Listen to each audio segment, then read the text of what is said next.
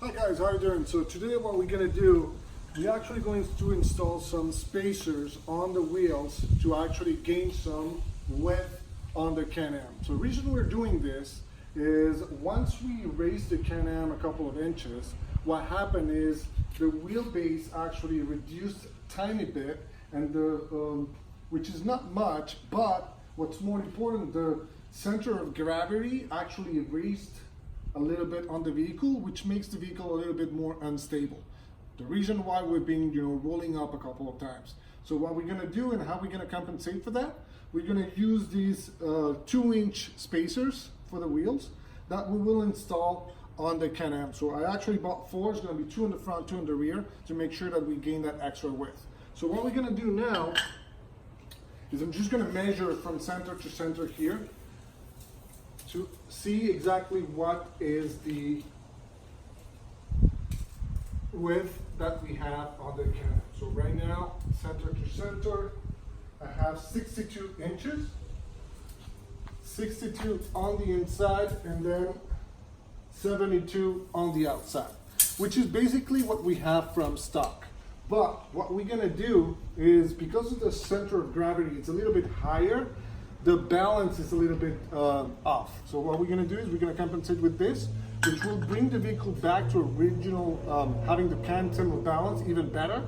But what we're gonna do now, so we're gonna put the wheels up and we're gonna install these spacers. So these spacers, you will be able to find them on Amazon or on superatv.com, on sidebysidestuff.com, and we'll put the links on these ones. These are specifically for the Can-Am X3. Really easy. You basically plug it, and we will do it right away in front of you. You will put it on the lug nuts and then just tighten it up with these lugs that they come with, and then from there we're gonna use this to actually put the wheel. You're gonna gain 2 inches wider, so make sure that you have that available either through Amazon or other websites. I will put the link below. Let's go and do the install now. Hi guys, so step number 1, we're actually going to dismount the wheel. So for that, it's really easy. I already took the lug nuts out. Once the wheel is off, we're going to put it slightly bit on the side right here.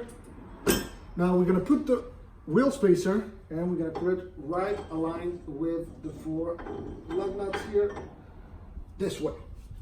From there, we're going to use the provided hardware that comes with it. So this is going to be right here. And we're going to use the same one that we used to remove the wheel. That should be fitting. And now we can just slide it a bit to make sure that it's in.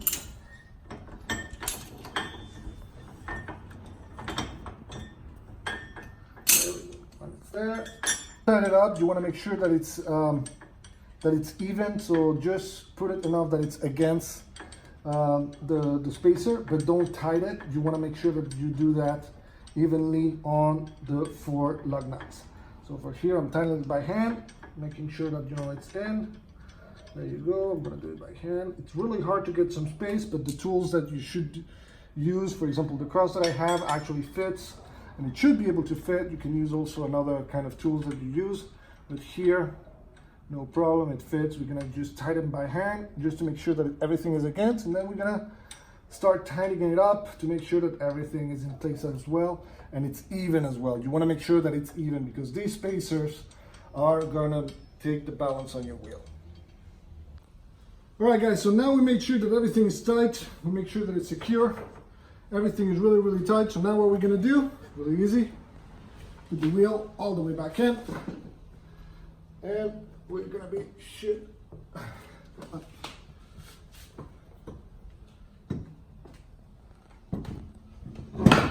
There you go. So everything should align the same way. Now you're gonna use your original lug nuts.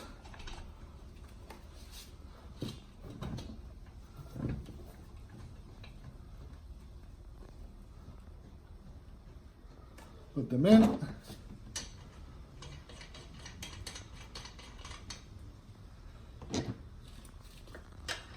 Then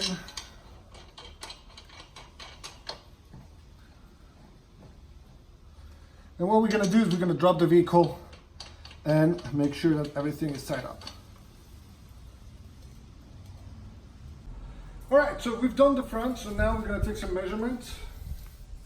So we're gonna take the middle, again, which is the mark that you have on the tire. And then here, so we had 62 at the beginning, now you have 66. So we added 4 inches total, 2 on each side, which is the spacers. Now on the outside, it was 72 originally. So up.